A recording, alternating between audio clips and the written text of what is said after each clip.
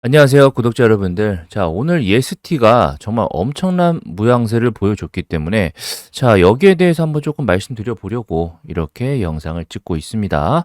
자, 오늘 정말 큰 수익 보신 분들 계실 거고요. 그죠? 요 아래 꼬리 잡으신 분들, 그리고 반대로 자, 오늘 깡통 나신 분들도 꽤나 있습니다. 자, 그러다 보니까 제 주변에 이제 많은 지인분들께서 자, 이거 어떻게 해야 되느냐. 나는 좀 뉴스는 보긴 봤는데 좀 반신반의했다. 근데 갑자기 분위기가 너무 이상해가지고 자, 갑자기 매도했는데 말도 안 되게 빠져가지고 손절했더니 다시 한번 또 날라가더라. 막 그렇게 말씀하시더라고요. 자, 그래서 제가 항상 이 뉴스에 대해서 해석을 조금 잘 하실 필요가 있다. 무슨 말씀 드리고 싶냐면 사람들이 특히나 이제 스캘핑 조금 하시는 분들 입장에서 어떤 말을 맹신하는 경우가 있어요. 뭐냐면 시장이 항상 옳다. 이런 말 많이 들어보셨을 거예요. 그죠? 자, 시장이 항상 옳다라고 하지만 시장이라는 건 결국 어떤 매수세와 매도세의 총 집합적인 방향성이 합체되는 거 아니겠습니까? 그죠? 그런데 이런 즉각적인 움직임 자체가 정말 항상 옳을까요? 특히 오늘 같은 경우 이런 시장이 오히려 잘못된 그릇된 시그널을 주었을 때 이거를 잘 판단하느냐 아니냐에 따라서 엄청난 수익이 지금 벌어졌다라는 겁니다. 실질적으로 이 뉴스를 가지고 왔는데요. 자, 이 뉴스가 떴어요. 바로 특허 법원이 HPSP의 특허가 유효하다. 그리고 EST 비침해 판결. 자, 이렇게 나오니까 느낌이 어때요? 딱 주는 뉘앙스. 특허 법원에 대해서 어떤 심결 판결에 대해서 일반 민사 법원이 아니고 여기에 대해서 지금 처음 보시는 분들. 아, HPSP 특허가 유효하구나. 멀쩡하구나. EST가 졌네? 이렇게 판단하신다는 거죠. 그러다 보니까 순식간에 EST가 좋은 결과 있을 것으로 예상이 됐는데 갑자기 정반대의 결과가 나왔다라고 하면서 미친 듯이 빠졌다라는 거죠. 그런데 여기에 대해서 조금만 더 잘 아시는 분들은 잘 보세요. EST 비침해 판결입니다. 자, 이번에 EST와 HPSP의 관계를 좀 잘 알고 계셨던 분들은 특히나 저 같은 경우도 이제 옛날부터 많이 알고 있었기 때문에 자, 오히려 EST가 비침해했다? EST한테 호재 아니야? 대박인데? 자, 그리고 자세히 봤어요. 이게 특허 심판원이 아니고 특허 법원입니다. 특허 법원에서 HPSP 특허가 유효하다라고 했다라는 거죠. 그 말은 즉슨 HPSP 쪽에서 EST에다가 침해 소송을 걸어요. 침해 소송을 걸면은 반격을 해야 될 거 아니겠습니까? 그죠? 그럼 EST 쪽에서는 반격을 해요. 어떤 걸로 반격을 해요? 두 가지. 소극적 권범 심판이라고 있습니다.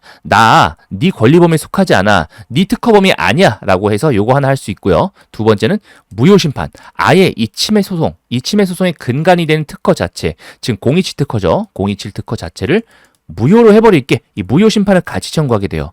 여기에 대해서 지금 판단이 특허 법원에서 하게 되는 겁니다. 그죠? 쉽게 얘기해가지고 결과론적으로 말씀드릴게요. 사실 여기에 대해서 좀 깊게 얘기하자면은 이제 심판원이라든가 특허 법원, 대법원 상고까지 좀 얘기하자면 좀 이해하시기 조금 어려우실 수 있으니까 한마디로 특허법 무효 심판을 청구했잖아요. 무효. 그죠? 무효를 청구했는데 무효는 아니다. EST 네가 침해를 덜기 위해서 무효 심판을 청구했지만 무효는 아니야. 한마디로 HPSP 특허 자체는 유효한 것 맞아. 라고 했고 대신에 이제 소극적 권리 범위 확인 심판. 그죠? 소극적 권범위라고 하는데 나 이 특허 범위 안에 들지 않아요. 라고 했던 부분들 그 부분이 인용됐었거든요. 그래서 HPSP 쪽에서 이 부분을 반대로 특허원 쪽에 항소했죠. 근데 이거를 기각시켜버린 겁니다. 한마디로 HPSP의 특허 범위 안에 EST의 특허가 들어가지 않는다라고 판결을 한 거예요. 그럼 어떻게 되겠어요?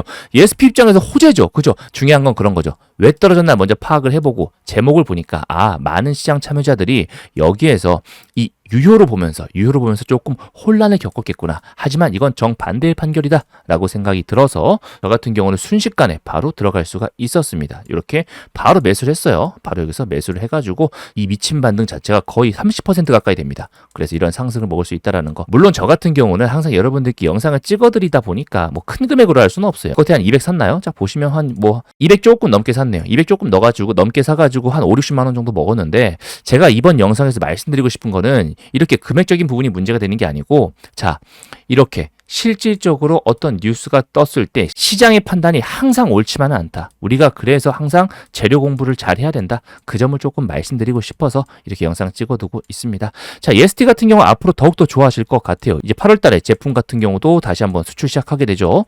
자, 그러다 보니까 HPSP 입장에서는 이제 독점적인 지위 자체는 잃을 수밖에 없을 것 같아요. 자연스럽게. 이제 추가적인 특허 소송도 있거든요. 여기에 대해서도 제가 또 따로 한번 다뤄볼 테니까 어쨌든 결과론적으로 EST 입장에서 굉장히 큰 호재고 중장기적으로도 굉장히 탄탄할 것으로 보여지고 있다. 다만 지금 변동성이 많이 일어났으니까 자, 조금 어느 정도 가라앉으면서 지켜보시면서 가져가시면 좋을 것 같아요. 여기에 ST의 패배를 예고하고 배팅한 세력들도 있잖아요. 지금 잠깐 보시면 HPSP 보실게요. HPSP 같은 경우는 이렇게 투매를 만들어냈는데 지금 HPSP 쪽에 투신들 물려 있습니다. 어마어마하게 들어왔어요. 지금 거의 600만 주 가까이 들어왔는데 이 투신 형님들 같은 경우도 한번 나가야죠. 한번 나가려고 하면 반드시 반등을 한번 주면서 빠져나갈 기회를 가져가지 않을까 생각이 들기 때문에 HPSP 같은 경우 여기 형님들 좀 크게 물려 계시기 때문에 이 형님들이 어떤 식으로 어떤 이슈를 가지고 빠져나갈지 한번 잘 지켜보시면 좋을 것 같아요. 어디까지나 이제 안정적인 고객사를 바탕으로 운영되기 때문에 단순히 SST가 한 번에 들어왔다라고 해서 끝날 건 아니다. 당분간은 우리 HPSP가 좋은 모습 보여줄 것이다. 막 이러한 느낌의 이러한 논조의 분위기를 조금 만들어내가지고 반등 통해가지고 한번 나가지 않을까 그렇게 생각이 드는데 여기에 따른 대응 시나리오도 한번 잘 짜보시기 바라겠습니다. 자, 저는 더 좋은 영상으로 또 찾아뵐 수 있도록 할게요. 기막힌 주식이었습니다.